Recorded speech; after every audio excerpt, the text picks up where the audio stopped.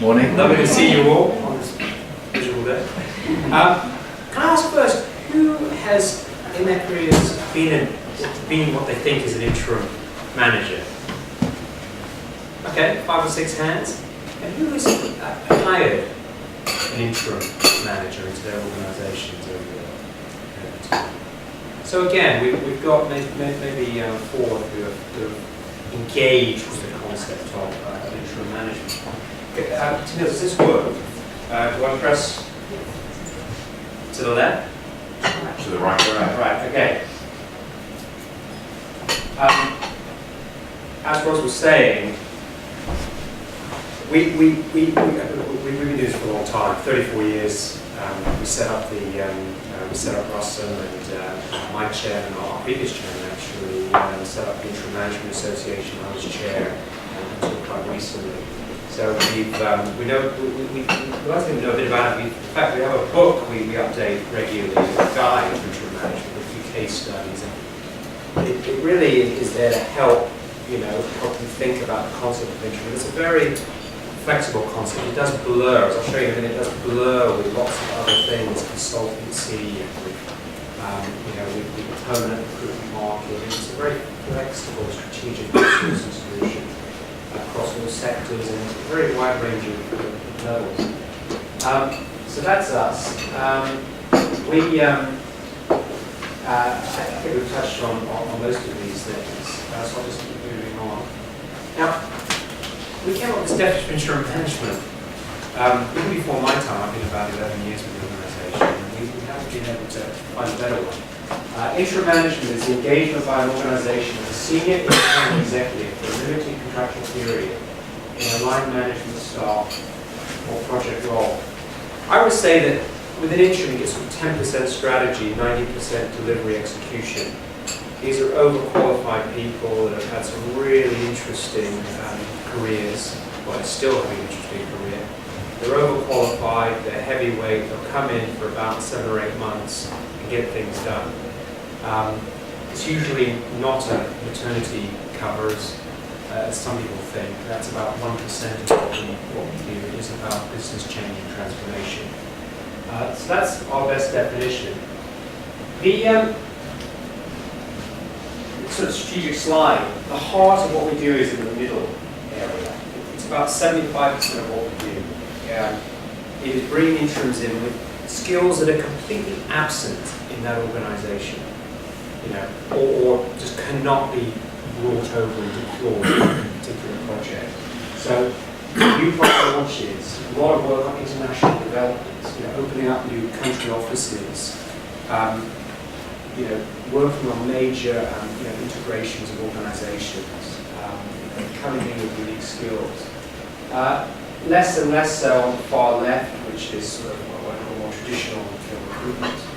And on the right, yes, we're sometimes brought in via banks with a turnaround situation, crisis, but we haven't seen as much of that in the last few years, actually.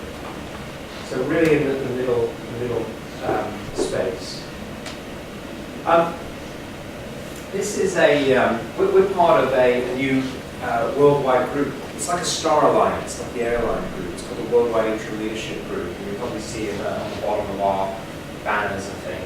And actually, we're now, when you see things printed in the future, the Wheel Group, as it's called, we're right next to our logo. So we're part of a global group now where there are, we've got offices in 35 international offices, 17 member firms.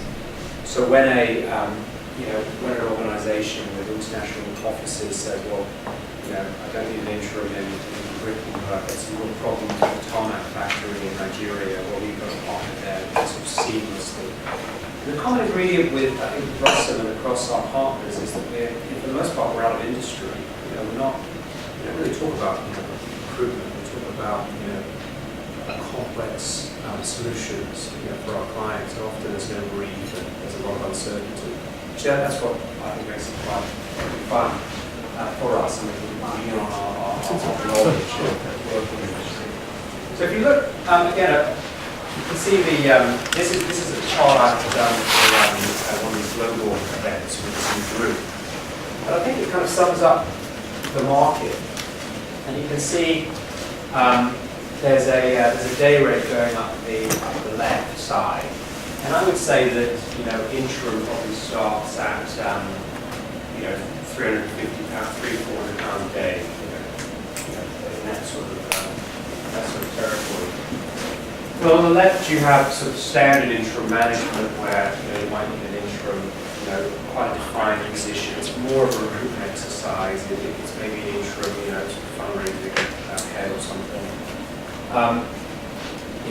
Through to, transformation work in the middle, and where some of our work is much more results oriented, and then through to working on quite complex international projects where we're actually competing with the likes of McKinsey's and really the consulting space, more likely.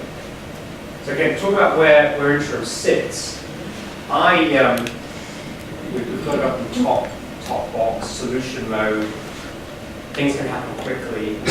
We can often, we like to have 5 working days to turn around, an interim project. We have a core, we have a talent pool of about 18,000. And within that, there are inner circles of people we work with regularly, also preferred partners. So we like to have 5 days to do a proper search, bring in maybe a few new candidates that we haven't worked with. But inevitably, there could be a situation where an interim lead yesterday, and the turnaround time is much quicker. So again, you can have somebody on board delivering within just a few days. There's some overlap with executive search. Actually, anecdotally, I can give you sort of 5 or 6 recent examples of an organisation, especially under some regulatory pressure, needing an interim chief executive, very quickly. And again, go back to what I said, it's someone overqualified, someone who's been there, done it, and sort of really reassure the board, reassure key stakeholders that there's just a bit of breathing space to the organisation. And we might then get them in, get them performing. I call it a 5-day interim. We've done some research on this, where in 5 days, the interim needs to make some friends, build relationships quickly, some quick wins, and probably by the end of the week, they are restating their objectives. They're going back to the chair, the board, the sponsor of a big program, and they're saying, what? I've uncovered some things. There's some real issues over here. Actually, this is my plan for the next 2 weeks, and this is my 100-day plan, and this is my exits, and this needs to be drawn up. And we're very involved in ensuring this is in place. We do not want the interim, ticking along indefinitely in there. The normal contractual engagement is 6 months. There's some very good reasons why it might extend once or twice, but we want these people to get in and do the job and deliver. There is a blurred area. We often start the executive search quite quickly. And interestingly, and like I said, I've seen it all before, and there's less and less of this serial interim, I think. These people we work with are really high caliber leaders.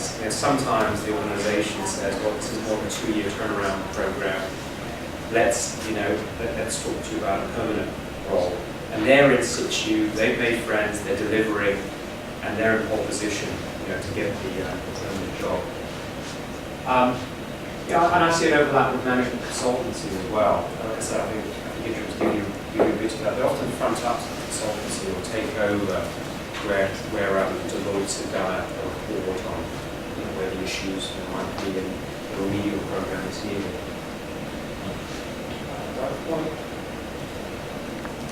I'm not going to go into any detail here, but these are some of the key differences I see between consultancies and consultants and interim managers. The key one is I say that interims are bolted into the organisation. They actually work for you, the organisation. They have no axe to grind. We've done a lot of behavioural analysis. It's quite interesting. Interims challenge you. They're your critical friend, your partner. But when you, the chair, the boss says, taken that on board, going to go in a slightly different direction, they will say, yeah, okay, I'm on board, let's go with it. They don't rebel. And we've done lots of behavioural analysis on this. Consultants, I mean, we all work with consultants. They're very needed and very good in a lot of cases, but they're often they come with a broader methodology. It's more sort of the upfront piece. It can be a lot more expensive as well. We think about 2 to 3 times the expense. More recently, we're building plug and play, I call it, teams of interims with chemistry that have often worked together to actually fulfill a scope of work as a consultancy practice group. So just a few more slides. The interim market, these are stats kind of both from the Interim Management Association. The marketplace is about $1.5 billion in the UK. Overall for interim management. 37% comes through the likes of Russam or some of our competitors, where they're going through as a Russam person, doing all the invoicing, payrolling, and there's no contractual relationship between the client and the end executive.